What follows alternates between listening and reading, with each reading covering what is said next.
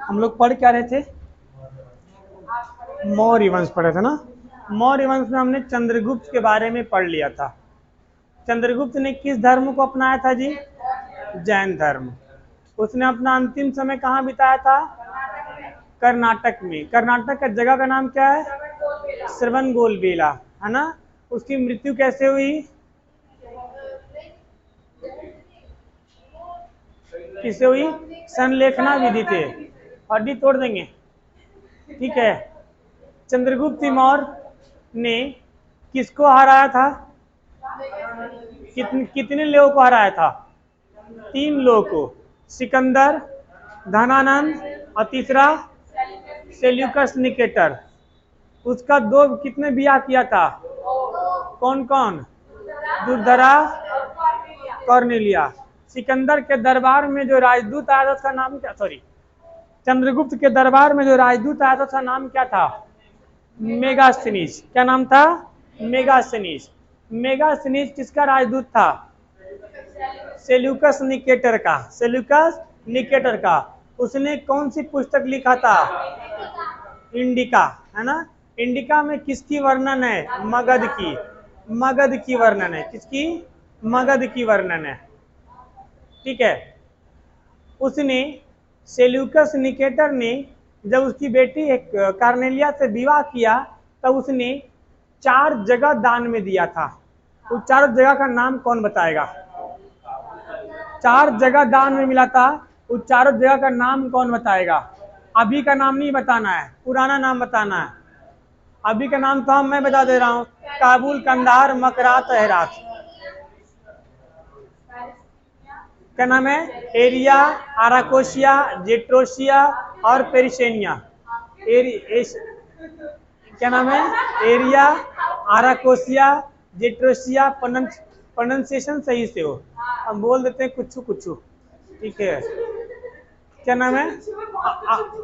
अभी का नाम क्या है? काबुल, कंधार, मकरात, हेरात।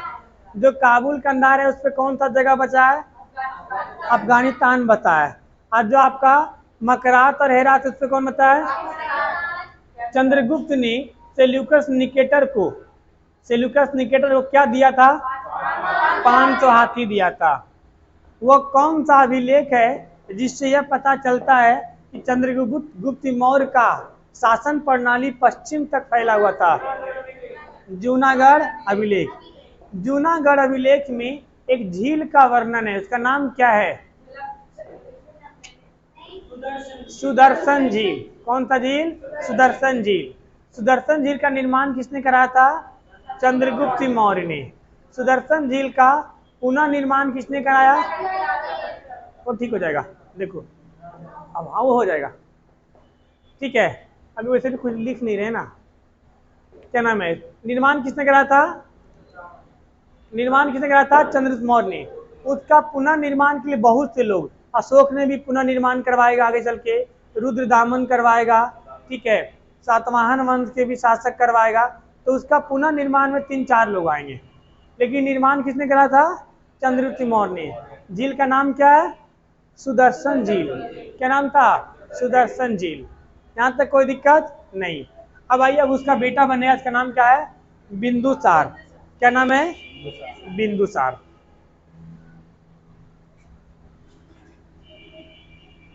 चंद्रगुप्त मौर्य।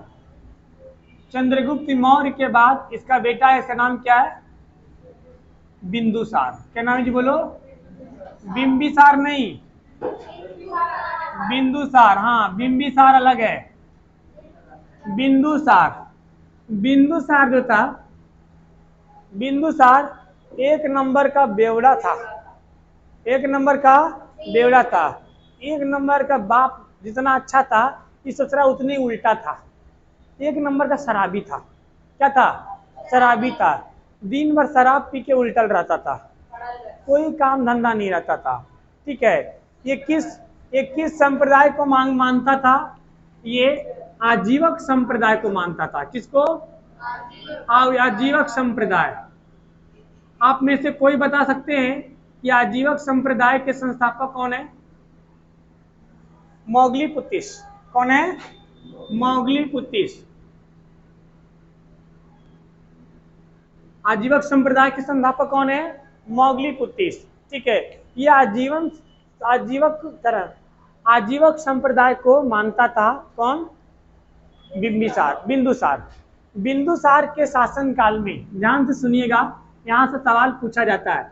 बिंदुसार के शासन काल में, जैसे जब चंद्रगुप्त मौर्य का शासन काल था तो उस समय राजदूत कौन आया था? मेगास्थनीज। कौन आया था? मेगास्थनीज। इसके शासन काल में सीरिया के राजा एंड्रोकस, सीरिया के राजा आप याद रखेंगे एडी, इसका नाम था एंड्रोकस,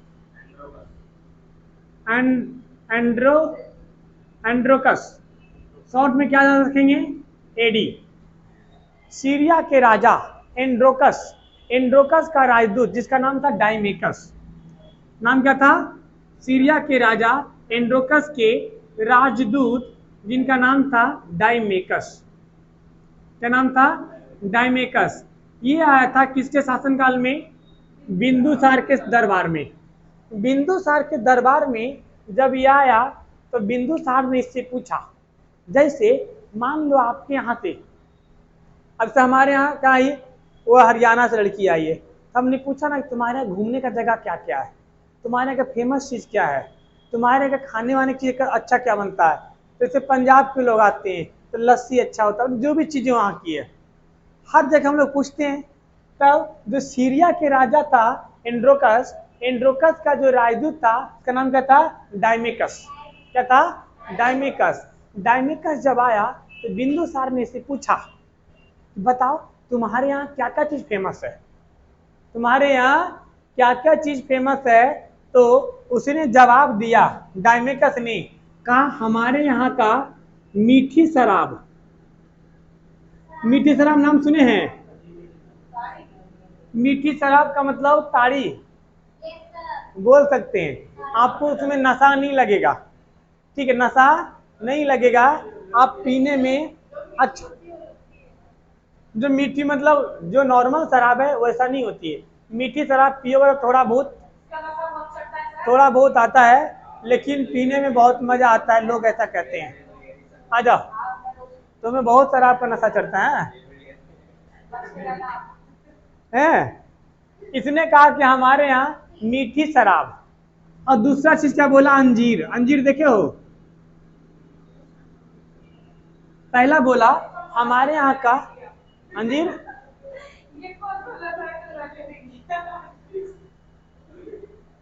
अंजीर नशा नहीं होता है, अंजीर एक ड्राई फ्रूट है, पानी में भिगो के सुबह सुबह खाते हैं, गोल गोल होता है, उसमें बीच में छेद रहेगा वो।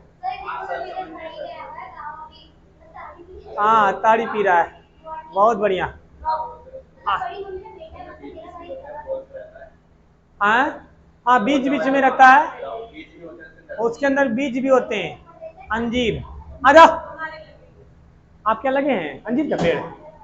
तो उसमें क्या, उसमें अंजीर ही फलता डायरेक्ट?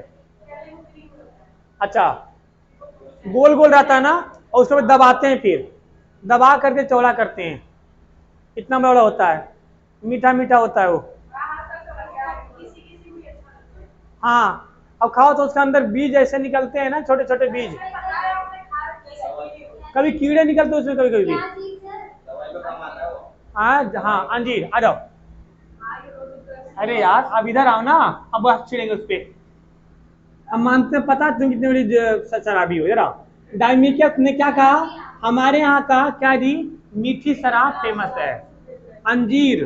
और तीसरा बोला हमारे यहाँ का जो टीचर है, मास्टर यानी दार्शनिक। क्या जी? दार्शनिक। ये दार्शनिक ही बहुत प्रसिद्ध है। बोला अच्छा। तो इसने किसने?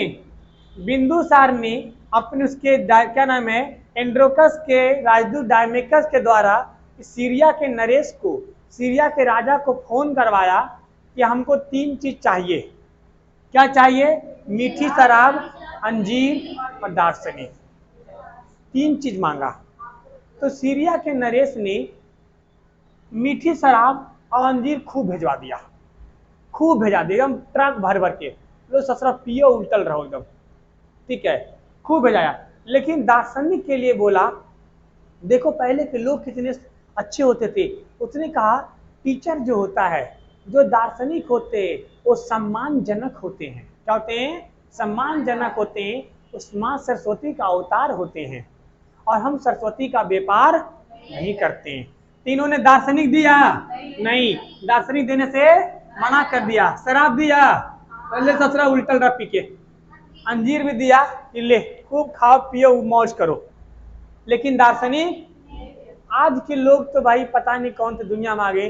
पढ़ेंगे आईआईटी से, पढ़ेंगे बढ़िया बढ़िया बीएचयू से, पढ़ेंगे आईएम से, और चल जाएंगे अमेरिका कमाने। कहाँ चल जाएंगे? अमेरिका कमाने। यानी आज के समय में शिक्षा का व्यापार खूब होता है, तगड़े तरीके से होता है। तो इन्होंने दार्शनिक देने से मना कर दिया। क्या कर दिया? मना कर दिया। उसी समय मिस्र के राजा जो थे, उनका भी एक राजदूत आया था जिसका नाम था डायमेशियस। क्या नाम था? डायमेशियस। लेकिन वो इतना इम्पोर्टेंट नहीं है, आपसे पूछा नहीं जाता है तो ध्यान नहीं रखना है, ठीक है। मिस्र के राजा के राजदूत, मिस्र के राजा था, उनका नाम था फिलाडोल। क्या नाम था? फिलाडोल। लिख दूं क्या? मिस्र के राजा, कहाँ के राजा जी? मिस्र के राजा। इनका नाम क्या था? फिलाडोल। क्या नाम था? फिलाडोल। फिलाडोल ने अपना राजदूत आया था। इसका राजदूत का नाम क्या था? डायमेकस। उसका नाम है डायमेशियस। क्या नाम था? लिखा है डायमेशियस। हाँ जी, डायमेशियस। राज क्या हुआ था? डायमेशियस आया था। लेकिन ये उसना प्रसिद्ध, इसका नाम क्या था? टॉलमी द्वितीय। ठीक है। वैसे इसका नाम क्या था? फिनाडोल। क्या नाम था? फिलाडोल। क्या नाम था? फिलाडोल। ठीक है। अब सुनो, अब इसी समय जब बिंदुसार का शासन चल रहा था, तो इनके शासन काल में कश्मीर में हमला होता है। कश्मीर में लोगों ने वो कर दिया, क्या बोलते हैं उसको जी? विद्रोह कर दिया। क्या कर दिया? विद्रोह कर दिया। कश्मीर का विद्रोह कोई नया बात नहीं है, ये पुराना है। पहले भी ये लोग कि हम भारत में नहीं रहेंगे, हमें क्या चाहिए? आजादी। क्या चाहिए? आजादी। इस ससुरों के पत्थर मारने की कला ना आज से नहीं, ये कब से है? बिंदुसार के समय से है। तो बिंदुसार के शासन काल में क्या हुआ था जी? कश्मीर में विद्रोह हुआ था। कहाँ विद्रोह हुआ था? कश्मीर में विद्रोह हुआ। तो जब विद्रोह हुआ तो इस विद्रोह को दबाने के लिए बिंदुसार ने अपना बड़ा बेटा, कौन सा बेटा? बड़ा बेटा, जिसका नाम था सुसीम। क्या नाम था? सुसीम को भेजा। बोले सुसीम जा तो जरा देख क्या, तो कश्मीर में कुछ झगड़ा उगड़ा हुआ, थोड़ा विद्रोह हुआ है, जाके शांत करके आओ। क्या हुआ? बताया था ना। तो उसको सुसीम को भेजा, कहा जा तो सुसीम उसको ठीक करके आ तो जरा। वो जरा वहां पे पत्थर उथर को 2-4 लोग फेंक फाक रहा है, पता नहीं क्या हो गया, ज्यादा पत्थर हो गया क्या। सुसीम को लगा नॉर्मल हुआ होगा, जाएंगे ठीक करके आ गए। सुसीम गया समझाने के लिए, इसको भी 2-4-5 पत्थर मारा लोग, इसका भी मुंह कान फूल गया, मुंह कान थुरा गया, इधर बतौरी तोड़ी निकल गया, पटक गया, हाथ उठ टेट टाड़ हो गया। ये मुंह लटके आया थे, पिताजी हमको मार दिया। तो बेचारा टेंशन में आ गया, हमारा बेटा को मार दिया सुसीम को। क्योंकि वो लोग पत्थरबाज थे, आज भी हैं, अब तो नहीं है, मोदी जी ने ठीक कर दिया है, वैसे पहले थे। तो उनको क्या किया, सुसीम गया तो सुसीम क्या हो गया? ठीक करके आया कि थुरा के आया? थुरा के आया, एकदम थुरा के आया। इसको भी 2-4-5 पत्थर मारा, मुंह कान फूल गया, हाथ लटके ले आया करके। अब बिंदुसार गया, मूड खराब हो गया। तो इसने, बिंदुसार ने, मिटा दो इसको, यहां पे मिटा दे रहा हूं, ठीक है। बिंदुसार ने उसका जो छोटा बेटा था, जिसका नाम था अशोक। क्या नाम था? अशोक। हम आपको नक्शा बना रहे हैं। अशोक उस समय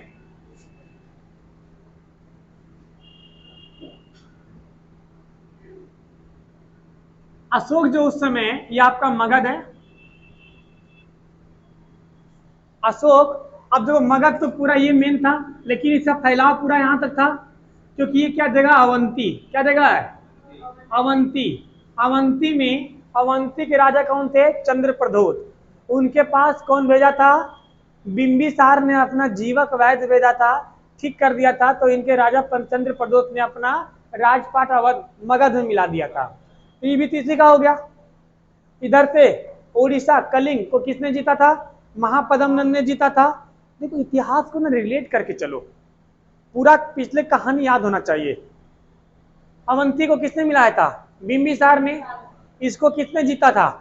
ये कलिंग, जो अभी नाम क्या है? उड़ीसा। अभी नाम क्या है? उड़ीसा। पूरा नाम क्या था? कलिंग। उसको किसने जीता था? महापद्मनंद ने। तो ये भी इसी का राज हो गया। ऊपर यहां तक इन्होंने तक्षशिला के पास यहां तक एरिया को जीत चुका था कि कश्मीर का एरिया भी चंद्रगुप्त मौर्य ने जीत दिया था। और यहां तक ये पूरा एरिया कौन किसने जीत लिया था? चंद्रगुप्त मौर्य ने जीत लिया था। यानी पूरा का पूरा एरिया किसके शासनकाल में था? मगध। खुद सोचो कितना छोटा मगध था, राजगीर से निकला हुआ मगध पूरा भारत में फैल गया। ठीक है। अब अवंती का उस समय राज्यपाल था। राज्यपाल था कौन? अशोक। सुसीम जब थुरा के आ गया तो उसने अशोक को फोन किया, छोटा बेटा को, ए अशोक तुम्हारा भैया थुरा गया। कौन मेरे भैया को मारा? बोला कश्मीर में विद्रोह हुआ है। ये कश्मीर में क्या हुआ? विद्रोह हुआ। बोला अच्छा। यहां से अशोक निकला और कहां गया? कश्मीर गया। कश्मीर गया अशोक। ठीक है। अब सुसीम थुरा के आ गया, तब कौन जाएगा? अशोक जाएगा। अशोक गया और 2 दिन बाद 2 दिन में समाचार आया कि कुछ नहीं, मामला शांत हो गया। मामला शांत हो गया। तो उससे पूछा, सुसीम पूछा, अरे अशोक तू कौती किया रे? हम तो थुरा के आ गए। हम गए, लोग समझा रहे थे कि देखो पत्थर नहीं मारते हैं, हमारे पिताजी बहुत अच्छे आदमी हैं, सबको न्याय देंगे। अब देखो सोच रहा मार दिया पत्थर। बोला भैया आप बेवड़ा हो। ठीक है, हम कुछ नहीं किए, तलवार लेके गए, जो पत्थर मारा सबको काट दिए, कोई बचा ही नहीं, कोई बचा ही नहीं। जब बचा ही नहीं तो आंदोलन होगा? विद्रोह होगा? नहीं। सबसे बढ़िया काम किया था। जितना आंदोलन करने वाला था, पत्थर मारने वाला था, सबको काट दिया। सबको क्या किया? काट दिया। तो कोई जब पत्थर मारने वाला ही नहीं बचेगा तो विद्रोह नहीं होगा। अब विद्रोह होगा और जब सबको काट दिया, शांत हो गया, तो इस जगह पे एक नगर बताया अशोक, जिसका आज भी नाम है श्रीनगर। तो श्रीनगर की स्थापना किसने किया था? अशोक ने। किसने किया था? अशोक। कहानी समझ में आया? ठीक है। अब ये था आपका बिंबिसार। फिर बिंबिसार, ठीक है, और इसने ये जो अशोक ने, सॉरी, बिंबिसार ने जो अशोक को भेजा था, सब जो मार काट किया इतना, और जो नगर बसाया, इसकी जानकारी कहाँ से मिलता है? इनकी जानकारी एक विद्वान थे जिनका नाम था कलहन। क्या नाम था? कलहन। इसकी जानकारी कहाँ से मिलता है? एक विद्वान थे कलहन। कलहन, इनकी पुस्तक है राजतरंगिणी। क्या नाम है? राजतरंगिणी। राजतरंगिणी पुस्तक में इसका वर्णन है, और राजतरंगिणी पुस्तक से ये जानकारी हमें मिलता है कि अशोक जो है वो अवंती का राज्यपाल था और जम्मू कश्मीर का विद्रोह शांत करने के लिए गया था। विद्रोह शांत करने के बाद वहाँ एक नगर बताया जिसका नाम है श्रीनगर। जानकारी कहाँ से मिलता है? राजतरंगिणी। किसने लिखा? कलहन। किसने लिखा? कोई दिक्कत? यहां तक नोट करो। अब इसके बाद आएगा शासन अशोक। अब कौन आएगा? अशोक। ये था आपका बिंदुसार।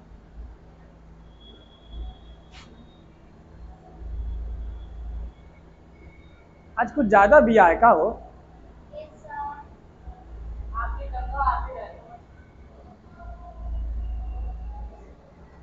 ये बिया ना, ये बिया 4 दिन की चांदनी होती है। फिर वही है। अब प्यार मोहब्बत पता है क्या है? प्यार मोहब्बत क्या है जी? प्यार मोहब्बत कोरोना की तरह है। अगर जिसको नहीं होता उसको मजाक लगता है, और जिसको होता है वो ऐसे सीरियस हो जाता है कि सोच रहा प्राण दे देता है। कोरोना भी ऐसी है ना, जिसको नहीं होता तो कोरोना का मजाक लगता है, और जिसको कोरोना होता है चांद तारे दिख जाते हैं। हाँ, नोट करो इसको।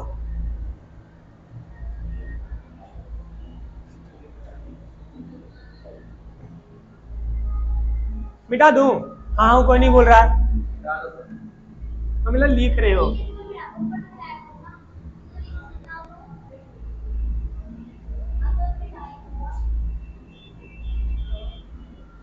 आ जाओ। अब बिंदुसार के बाद कौन आएगा? वैसे बनना किसको चाहिए था? सुसीम को, लेकिन बना कौन? अशोक। कौन बना? अशोक। अशोक महान, इसका नाम से किस नाम जाना जाएगा? अशोक महान। ठीक है।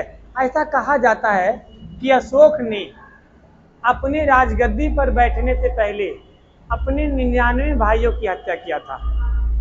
कितने भाई की? 99 भाइयों की हत्या किया था।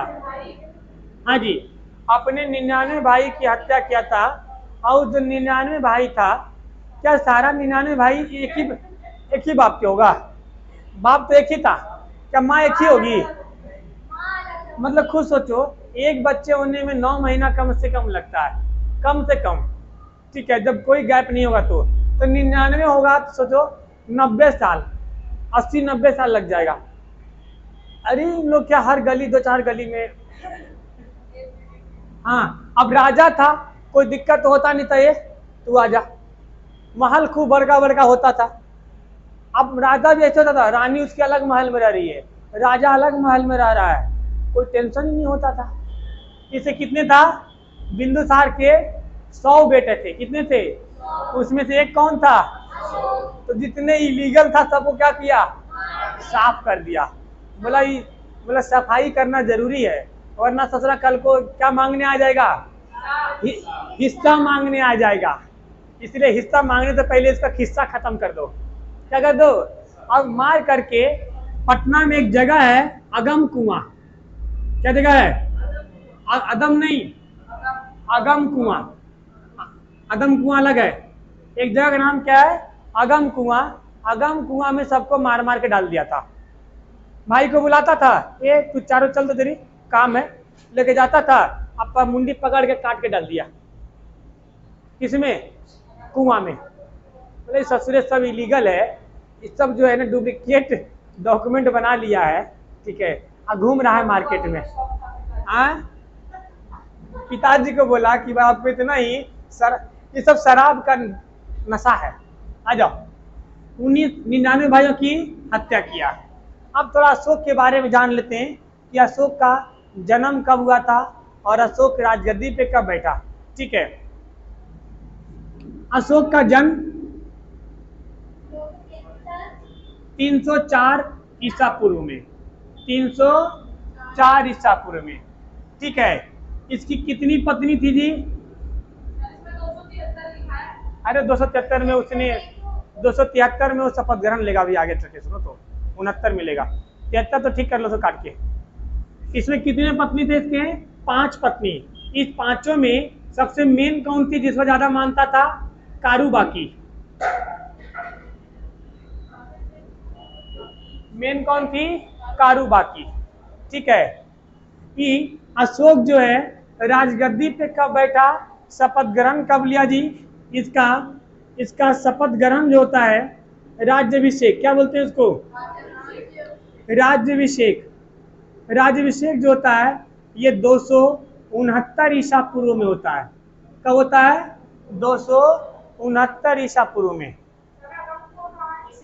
अगम कुआं पटना में। क्योंकि कहानी कहाँ हो रही है? पाटलिपुत्रा की, सब वहीं की कहानी हो रही है। बोलो क्या बोला था? प्रश्न दे रहा था।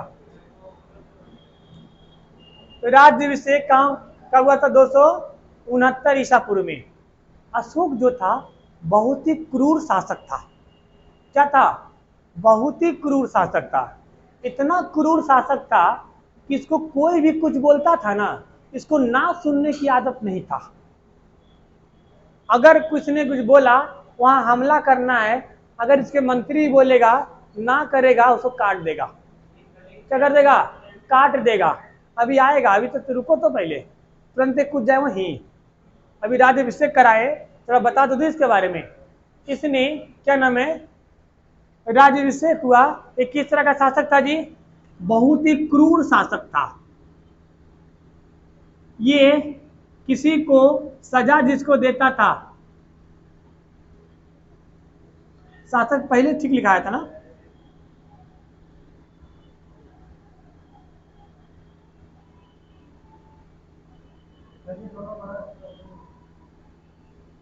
ये बहुत ही कैसा शासक था? क्रूर शासक था। ये किसी को भी अगर दंड देता था तो उसको नॉर्मल दंड देता ही नहीं था, सीधे दंड देता उसको लटका दो। जहां निकल जाता था अपना राजपाट में, अगर कोई भी कुछ गलत काम किया होता था, सीधे ससुरा को काट डालता था। इतना भयानक क्रूर था। इसका बोलबाला चलता था। जब इस शपथ ग्रहण लिया 269 ईसा पूर्व में, इसके शपथ ग्रहण के राज्याभिषेक के 8वें वर्ष, कब जी बोलो? 8वें साल। 8वें साल कब होगा? 261 ईसा पूर्व में इसने कलिंग पर आक्रमण किया। इस जगह का नाम क्या है? कलिंग। कलिंग का नया नाम क्या है? उड़ीसा। क्या जी? उड़ीसा। इसने कलिंग पर आक्रमण किया। आक्रमण करने का रीजन क्या है? वहां के हाथी बहुत अच्छे पाए जाते हैं। कुछ इतिहासकारों का कहना था कि इस अशोक को कलिंग में कोई लड़की पसंद आ गई थी, और उस लड़की को पाने के लिए कलिंग के राजा से बोला। कलिंग के राजा का नाम था नंदराज। क्या नाम था? नंदराज।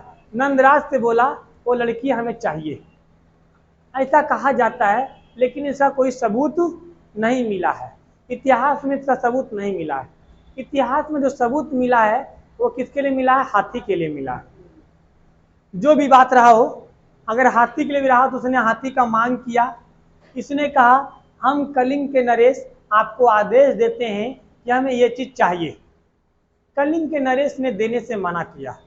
तो इसने कहा कि या तो आप हमारा आदेश को स्वीकार करिए, नहीं तो आपको मेरे साथ क्या करना होगा? युद्ध करना होगा। अब राजा जो होता है स्वाभिमानी होता है। कलिंग के लोग भी कैसे थे? स्वाभिमानी थे।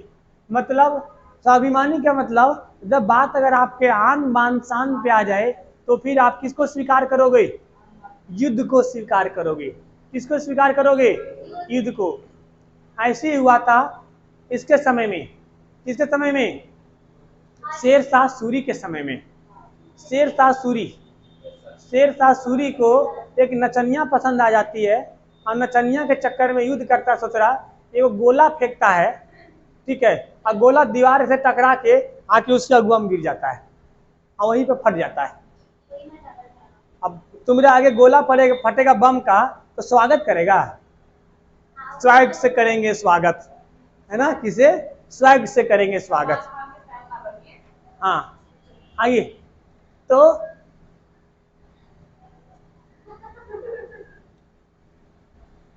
ठीक है, तो इसने क्या किया? कलिंग पे आक्रमण किया।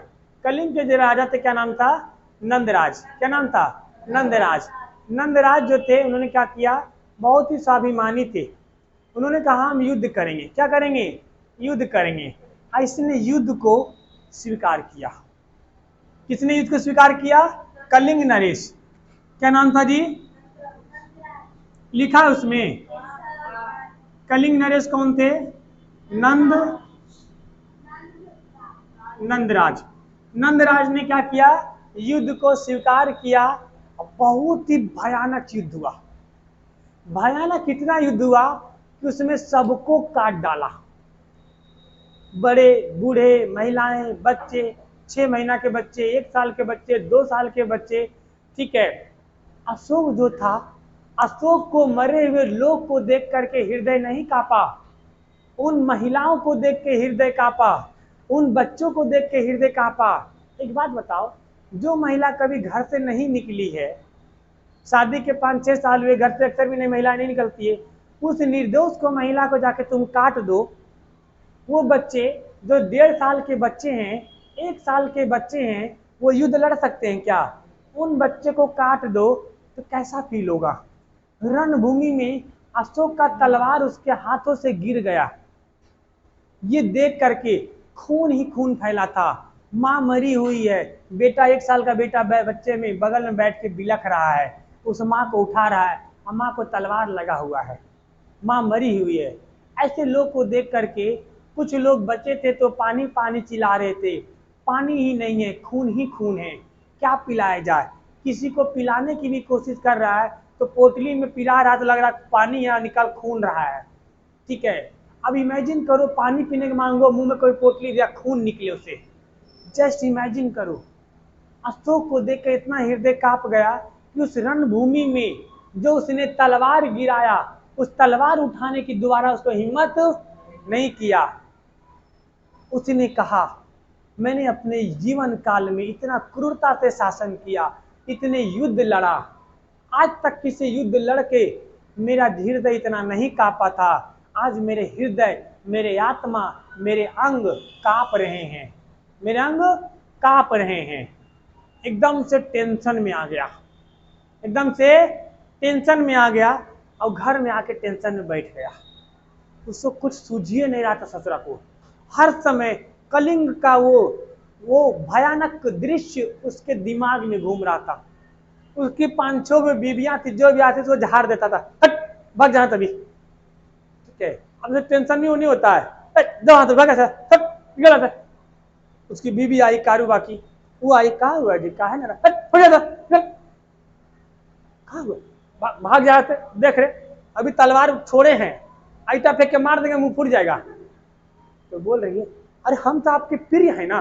ससुरी अभी दिमाग खराब मत कर, मेरा माथा चढ़ा हुआ है, तो प्रिय है, मार देंगे आईटा से, माथा फूट जाएगा। ठीक है, जा यहाँ से। दिमाग एकदम पगला गया था इसका। जब रात में बंदा सोता था तो नींद नहीं आती थी, कलिंग का वो भयानक दृश्य आता था। इसी कलिंग के दृश्य देख करके उसने निश्चय कर लिया कि अब जिंदगी भर हथियार नहीं उठाएगा, अब जिंदगी भर हथियार नहीं उठाएगा। और इसने कहा कि अब हम एक काम करते हैं, अब हम ये जो धर्म है, युद्ध धर्म को छोड़कर दूसरा धर्म अपनाएंगे, युद्ध धर्म को छोड़कर दूसरा धर्म अपनाएंगे। इसका अशोक का एक भतीजा था, अशोक का एक भतीजा था, इसका भतीजा था, इस भतीजा का नाम क्या था? निग्रोध। क्या नाम था? निग्रोध। निग्रोध, क्या नाम? निग्रोध। कहीं निग्रोध मिला? निग्रोध ही नाम था उसका, निग्रोध। निग्रोध था, बहुत ही शांत रहता था, एक खटिया पर बैठ के चुपचाप बैठल रहता था, अपना मुद्रा में रहता था, सोचते रहता था। ये ससुरा आया एक दिन, इसे घूमते घूमते टेंशन में घूम रहा था बगीचा में, और घूमते घूमते देखा कि खटिया पे बैठ के कौन बैठा है शांति से। तो पूछा कि एक बात बताओ, तुम इतना साल से खटिया पर बैठ के चुपचाप बैठ के शांत कौन सी करते हो? बोला, ये आपको समझ में नहीं आएगा, ये बौद्ध धर्म है। बोले, ये बता ये है क्या? बता। अरे आप राजा है, आप लड़ने वाले, मारने पीटने वाले, इसमें हथियार नहीं उठाना होता है। हाँ, हम अभी हथियार त्याग दिए हैं। बता बढ़िया से। बोला, देखो हम बौद्ध धर्म अपनाए हुए हैं, हमें बौद्ध धर्म के बारे में उतना ज्ञान नहीं है, लेकिन हमें कहा गया है कि लोगों से गुस्सा नहीं करना है, हथियार नहीं उठाना है, प्रेम से बातें करना है, संग जाना है, सुत पिटक, विनय पिटक, धम्म पिटक सब पढ़ना है। अच्छा। बोला, देखो इसके बारे में हमको ज़्यादा ज्ञान नहीं है, अगर तुम इसमें ज़्यादा इंटरेस्टेड हो तो हम तुम्हें अपने गुरु के पास लेके चलते हैं। किसके पास? गुरु के पास। बोला, हाँ ले चलो। हम क्या करेंगे? हम किसी चीज़ को जानने के लिए उत्सुक हैं। तो निग्रोध ने अपने गुरु, जिसका नाम था उपगुप्त, क्या नाम था? उपगुप्त के पास लेकर गया, और उपगुप्त से अशोक ने किसका शिक्षा लिया? बौद्ध धर्म की शिक्षा लिया, बौद्ध धर्म की शिक्षा लिया। सवाल पूछा जाता है कि बौद्ध धर्म से शिक्षा अशोक ने किससे लिया था? किससे लिया था? उपगुप्त लिया था। किससे लिया था? उपगुप्त। इतना ही नहीं, उसने धर्म के प्रचार करने के लिए खूब मेहनत किया। क्या किया? खूब मेहनत किया। अपनी बेटा, इसका बेटा का नाम था महेंद्र और बेटी का नाम था संघमित्रा। बेटा का नाम क्या था? बेटा कौन था? महेंद्र और बेटी कौन थी? संघमित्रा। बेटी कौन थी? संघमित्रा। संघमित्रा दोनों कहाँ भेजा? श्रीलंका भेजा। कहाँ भेजा? श्रीलंका भेजा।